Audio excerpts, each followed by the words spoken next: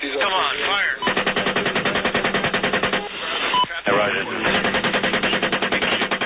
A crowd of nearly 200 people watched the footage that Private First Class Bradley Manning allegedly leaked to WikiLeaks.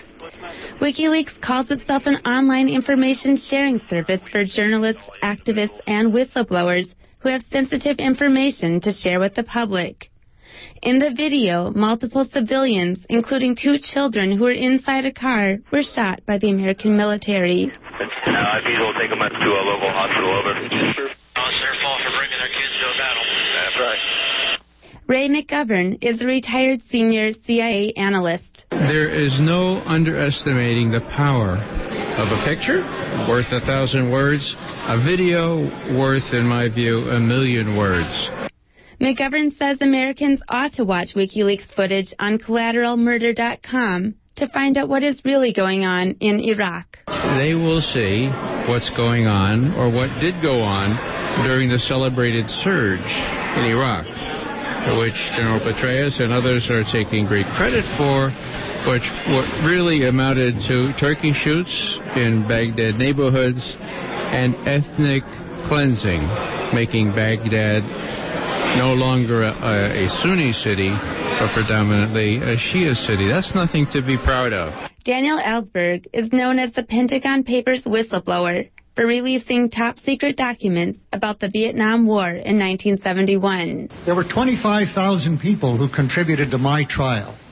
And so I learned to appreciate that, and I've been doing fundraisers for other people ever since. Ellsberg photographed the crowd of Manning supporters and called on Americans, both those in the live crowd in Oakland and those watching live on the web on michaelmoore.com, to thank Manning for the work he has done. Those of you who wish to hide your faces, because this is going over email, that means copy to NSA and the FBI and, and whoever else. How about standing up and saying, "Thank you, Bradley"?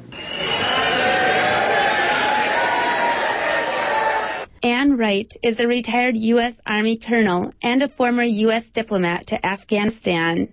Wright says Manning should be honored, not punished. This young man deserves our respect and not condemnation.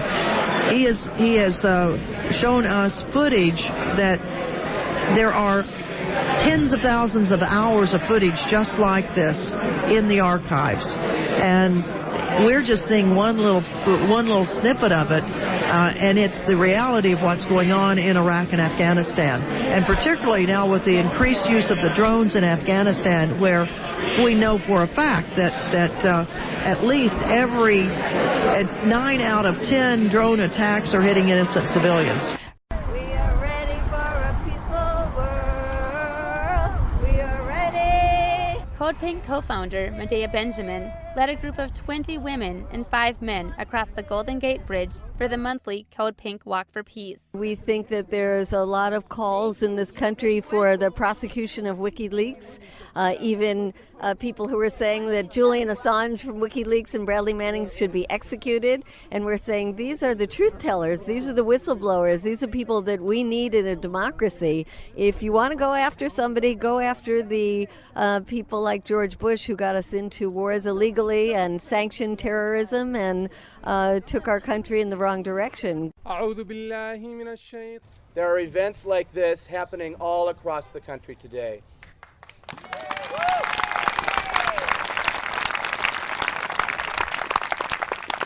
They have been spontaneous, they have been grassroots, they have been ordinary people, some of whom just said, you know what, this is crazy. We are not going to let haters and bigots take over our discourse. There's so much more in common in our religions than there are differences.